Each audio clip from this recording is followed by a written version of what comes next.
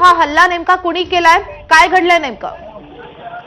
नक्कीच यामध्ये आता त्यांच्यावर हल्ला झाल्याचं खळबळजनक घटना घडली. मराठी साहित्य संमेलनाचे ते कार्याध्यक्ष आहेत विनोद कुलकर्णी सर, त्यांच्यावर आता हल्ला करण्यात आला होता. काही लोकांनी काळा बुक्का टाकत त्यांच्यावर हल्ला केला. हातात त्यांच्या कोयता असल्याचं देखील त्यांचं मत होतं.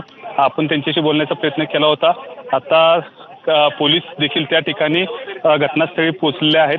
त्यांचा तपास देखील करण्यात आला आहे की नेमकं कोणी हा हल्ला केला आहे, कोणत्या कारणातून करण्यात आला आहे. याआधी जर पाहायला गेलं तर जे 99 अखिल भारतीय साहित्य संमेलन आहे ते कायमच वादाच्या भोवऱ्यात अडकलताना आपल्याला पाहायला मिळतं आणि यावेळी आता कार्याध्यक्षांच्यावर वैभव, मी तुम्हाला थोडंसं थांबवते, कारण ज्यांच्यावर हा हल्ला झाला ते कार्याध्यक्ष विनोद कुलकर्णी स्वतः आपल्या सोबत आहेत. विनोदजी, तुम्ही कसे आहात?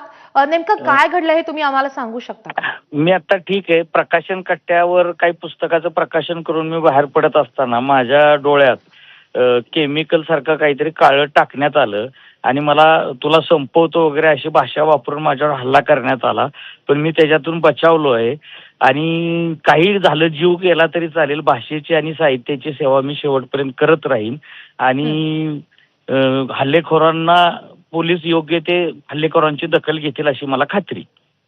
पण हे हल्लेखोर कोण होते, किती जण होते, हे काही कळू शकलंय का? हा, दोघं तिघं असावेत असं मला वाटते, कारण डोळ्यात गेल्यानंतर मला पुढचं काहीच समजलं नाही. फक्त ऐकू येत होतं की तुला संपवतो म्हणून.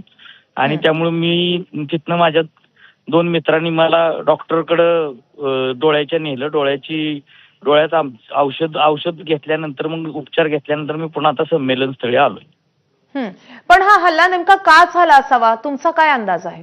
नाही, मला काही समजत नाही. काय, एक तर सरकार विरोधात लढाई चालली आहे, काही संघटनांविरोधात लढाई चालल्यात, काही लोकांचं संमेलनाला विरोध आहे. नेमकं कुणी हल्ला केलाय, काय कारणासाठी